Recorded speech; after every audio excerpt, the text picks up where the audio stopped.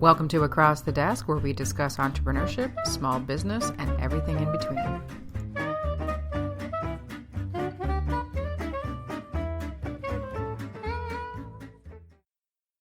Hey, it's Elizabeth Plouffe, and welcome to Across the Desk. And today's entrepreneurial entrails again, and I've got some great interviews coming up, but just not right now. They're coming. But today's topic is about a turning point that I had, and it's around the language of proof or demonstrate, or prove or demonstrate.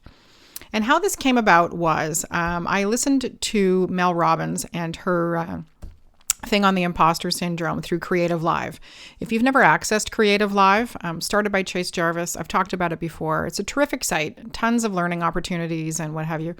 And you get access to people that you might either not know about or are quite famous, and it's extremely affordable. So take a look. But anyway, so one of the things that Mel Robbins recommended was you start your day with, some quiet time. I mean, a lot of, leadership gurus and what have you talk about the power of starting your day with meditation and quiet reflection and whatever. And it actually works. So if you're not doing it, I'd recommend it. But one of the things she talks about is having a section of your daily planner and reflecting on gratitude. What are you grateful for that day? What's happened, all that kind of great stuff. And I happen to use a combination of my daily planner and my passion planner. My passion planner is not one that I use to, track appointments and things like that, but I use it to track business milestones and other things. So in my daily one, it's an opportunity for me to kind of track, hey, what's been going on? What accomplishments, whatever.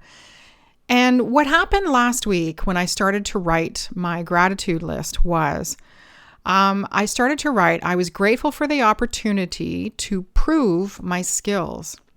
And without even consciously thinking about it, I went, no, I don't have to write prove anymore. I can write demonstrate.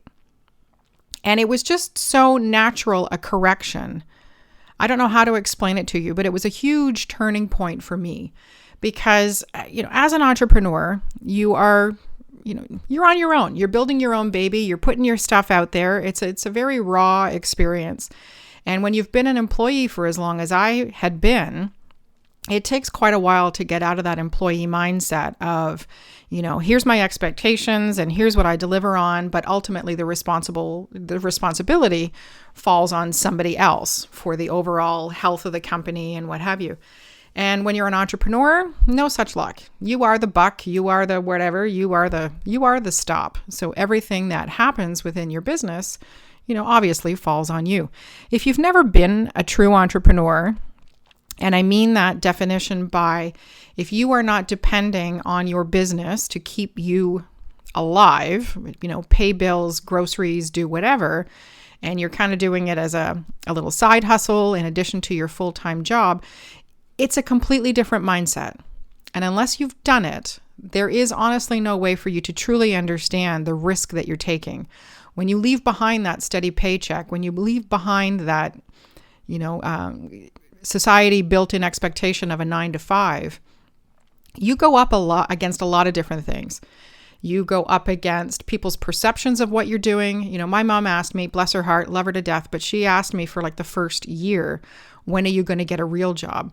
And, admittedly, the effort and the output of what I was doing that first year were definitely not reflective of what I was able, but they were reflective of where my mindset was at the time. I still felt like I had to prove everything. And even going into year 2, that started to abate because I had a series of successes.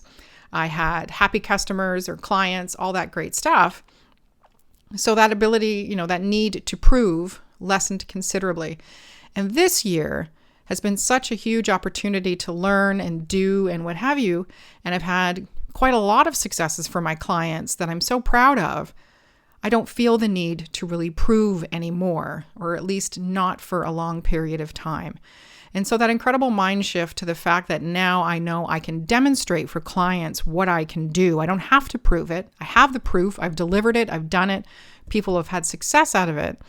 That's a huge, huge shift. If you've ever experienced that, I'd love to hear about your story. That's basically my thing for today, is that if you are in that first year and a bit mindset, that time will come. That time will come where you move out of that proof mindset. You have enough successes under your belt. You have enough things that you can, show that you can demonstrate what you can do. I mean, that didn't make complete sense, but you know what I mean. And I can't guarantee it for you. I can't guarantee it for anyone.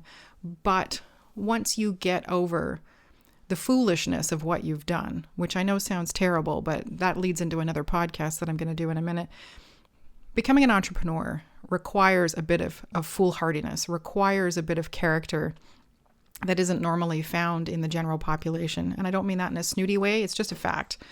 And when you persevere and when you continue to demonstrate, then you have the proof.